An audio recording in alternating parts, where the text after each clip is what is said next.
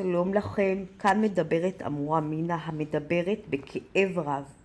בנות, בנות. אני מזועזעת מהמראות שנגלו אליי בחג.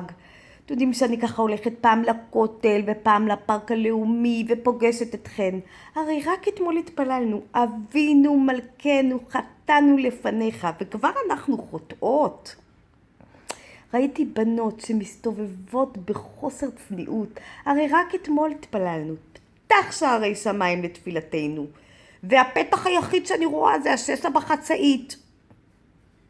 לא האמנתי ששמעתי כל מיני שמועות על בנות שהולכות עם קצר, אבל בסוף ראיתי שיש רגליים לדבר, וזה ממש קיצור שולחן ערוך.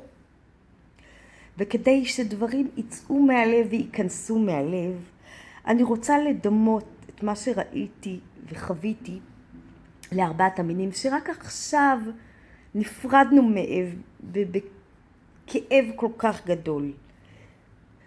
אז אם אני רואה מישהי שהולכת עם פאה שמגיעה עד עצם הזנב, אבל עם סמלה 10 סנטימטר אחרי הברך, פתאום היא צדיקה.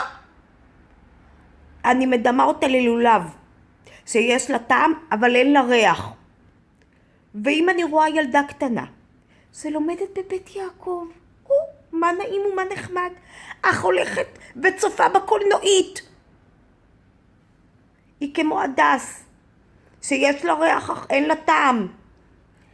ואם אני רואה נערה שגם יש לה אייפון ודומיו, וגם מצטלמת ככה וכותבת עם היפות שלי, היא כמו ערבה, שאין לה לא טעם ולא ריח.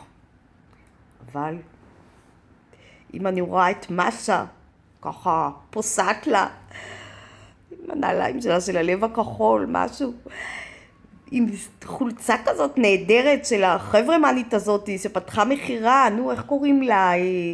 המחירה של ברוריה, משהו, איזה שם ייחודי, ועם פאה כסדה כזאת מכוערת, היא כמו אתרוג, שיש לה גם טעם וגם ריח.